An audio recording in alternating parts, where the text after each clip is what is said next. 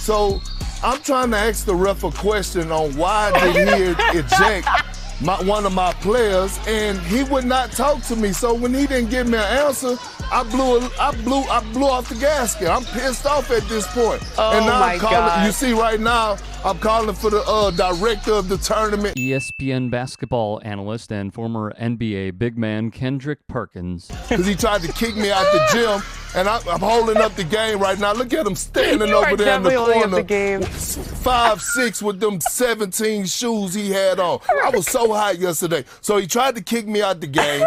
I was like, I'm not going anywhere. First of all, I done spent thousands of dollars to come to Vegas for this tournament. I'm not leaving the gym. Going over how he was booted from an AAU game. Yeah. And then the tournament director was like, Perk, you're going to have to stand on the sideline. Oh, my gosh. But you can't finish the game. So there it was. We went on to lose the game, but I didn't care. At the end of the day, I was pissed off. I was just trying to ask him a question. This is an unfortunate theme, however, more from Perkins. So look, Trey Young team was about to play, and Ray Young, his dad, coached the team, was playing right after us, and he went up to him and he was like, we do not want this referee. I was like, see, I told you I'm not the only person tripping. Perk asked me if he was calling for AAU referee jobs over the weekend. Yeah, It's July. yeah. Report. It's July.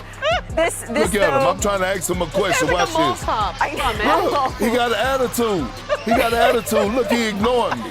He ignoring me. Look at my man in the pink jersey. He's taller than the ref. Oh, Perk, you know what? You made our Monday, and he is still in Las Vegas for the AAU tournament. I didn't know it was possible to get ejected, but Kendrick Perkins, you made dreams reality. The Atlanta Hawks' Trey Young started it all off when he tweeted, "Word on the street is Kendrick Perkins getting double techs in kids' AAU games." I don't blame you, fam. Had to leave Vegas early because of the same reason. Which reminds us of another ESPN NBA analyst. A kid on the other team caught the ball, and he shuffled his feet and then got a running start and then dribbled.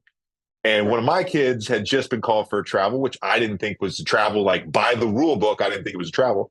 And I just said to the ref, I said, are you seriously not going to call that travel when you just called a travel on one of my kids? JJ Redick also got booted. And he teed me up for that. That's all I said. And as I was walking away, I just gave him, my like sarcastic. I'm like, are you serious? Like, are you serious? I am amazed at my self-restraint on this particular day. Redick would say to former NBA player Jamal Crawford, "This is BS. I go to shake the kid's hand, the coach's hand, and I go to the ref. I'm like, why did you throw me out? I didn't raise my voice to you. I didn't step to you." And, he said what he had to say, which I respect. Whatever. It's all good. And then the other team comes over and starts taking pictures with me. So he realizes who I am at this point, and then he sees my coach later that day, and he says, "Hey, will you tell JJ I'm sorry? I shouldn't have done that." The big leads Ryan Phillips would write. Having played AAU ball a long time ago and having covered some big AAU events, I can attest to the officiating being spotty at best.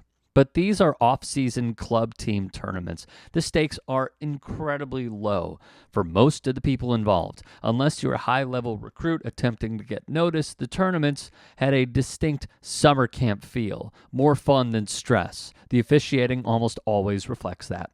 Robbie Cowland of Uprocks also brought this up. Perk immediately calling for the tourney director is funnier than him getting run from a children's basketball game. He needed to go straight to the top, and still got told he needed to stand to the side. While a funny video, just generally parents and coaches in sports need to take some deep breaths. I understand it's a tourney, and the money's spent to be there and all that, but not a lot of that is going towards officiating. There are going to be mistakes when folks are making $15 an hour to ref a kid's game, and we probably don't need to go full pop on them.